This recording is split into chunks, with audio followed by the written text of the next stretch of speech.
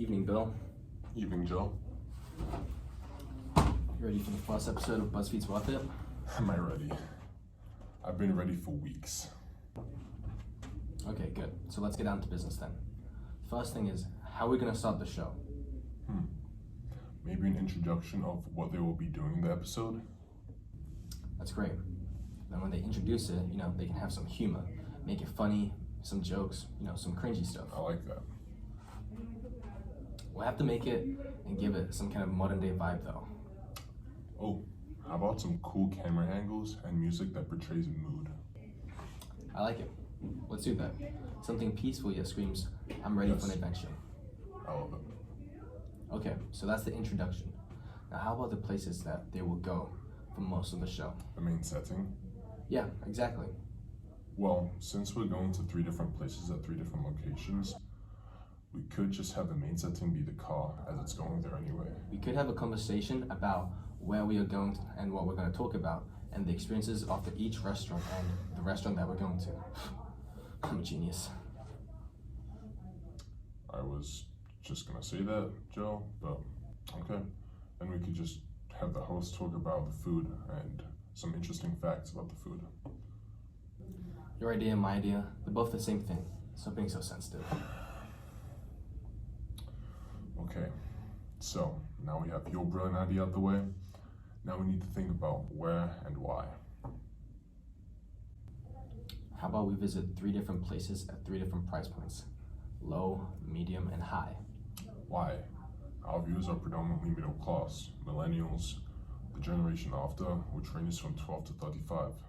Why don't we just cater to them? So like low, medium price points that are affordable for everyone. Have you ever wanted to see where rich people eat, where they buy their cars or get their jewelry? Of course. I enjoy seeing expensive things that I can't afford. But yeah. Exactly. Everyone wants to see what rich people can afford because it's always interesting, it's over the top, and it's expensive. It always makes me wonder, why do rich people buy these things? Makes sense. No matter what class you are in, you want to see what's available at that price point and just something that people can be interested in. Take these shoes for example. One is at a low price point, one is at a medium price point, and one is at a high price point. This represents all the economic and income levels that most of our viewers probably have. They're either low, or they're medium, or they're high. Okay, so?